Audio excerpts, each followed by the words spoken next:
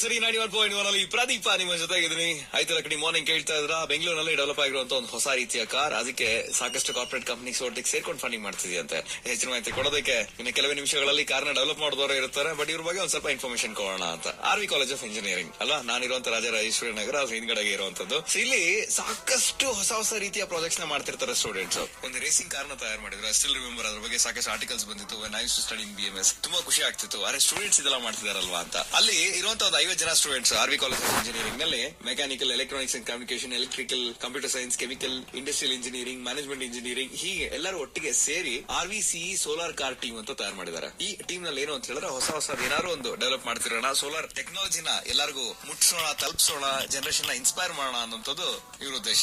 ಒಂದು ಕಾರ್ನ ತಯಾರು ಮಾಡಿದ್ದಾರೆ. ಅಂಡ್ 2015 ಇಸ್ವಿನಲ್ಲಿ ನಡೆದಂತ ವರ್ಲ್ಡ್ ಸೋಲಾರ್ ಚಾಲೆಂಜ್ ನಲ್ಲಿ ಇದನ್ನ ಪ್ರೆಸೆಂಟ್ ಮಾಡಿದ್ರು. ಅರೆ ಇವತ್ತಿಗೆ ಆ ಟೆಕ್ನಾಲಜಿ ಅಪ್ರೂವ್ ಆಗಿ ಎಕ್ಸಿಕ್ಯೂಷನ್ ಸ್ಟೇಜ್ ಬಂದಿದೆ. ಇದ್ರ ಬಗ್ಗೆ ಮಾತಾಡೋದಕ್ಕೆ, ಆ ಕಾರ್ನ ಸ್ಪೆಷಾಲಿಟಿ ತಿಳಿಸೋದಕ್ಕೆ ಅಖಿಲ್ ಮುಕುಂದನ್ ಇರ್ತಾರೆ ಕೆಲವೇ ನಿಮಿಷಗಳಲ್ಲಿ ರೇಡಿಯೋ ಸಿಟಿಯಲ್ಲಿ. ಇಂಜಿನಿಯರಿಂಗ್ ಕಾಲೇಜಸ್ ನಲ್ಲಿ ಓದ್ತಾ ಇರ್ತೀರಿ ಮ್ಯಾನ್, ಸುಮ್ನೆ ಸೀನಿಯರ್ ಪ್ರಾಜೆಕ್ಟ್ ನ ಕಾಪಿ ಹೊಡೆದು ಸುಮ್ನೆ ಜಸ್ಟ್ ಲೈಕ್ ದಟ್ ಪ್ರೆಸೆಂಟ್ ಮಾಡೋದಕ್ಕಿಂತ ಸ್ವಂತವಾಗಿ ಏನಾದ್ರು ಯೋಚನೆ ಮಾಡಿ, ಸೊಸೈಟಿ ಚೇಂಜ್ ಮಾಡ್ಬೇಕು, ಆ ತರದ್ ಏನಾದ್ರು ಪ್ರಾಜೆಕ್ಟ್ ಮಾಡಿ.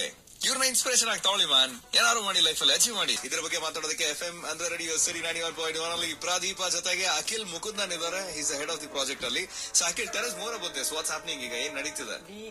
We participate in the event called the World Solar Challenge that's held in Australia once in every 2 years. So we successfully participated in the 2015 event, and this is a race from Darwin to Adelaide, that's North Australia to South Australia, and it's about 3,000 kilometers. And this race is more of an adventure. Starts from morning 8 and goes on till 5 in the evening, and you get to participate against teams such as MIT, Stanford, Michigan. And this is a competition wherein you can put out some of the world's best technology, such as with respect to the solar domain, and various other aspects such as cloud computing and a lot more. So this project as such is a combination of various technologies that can be seen in the near future. Say connected cars is something that's been seen in most of the cars that are coming out in today. The project has a budget of 1.2 crores.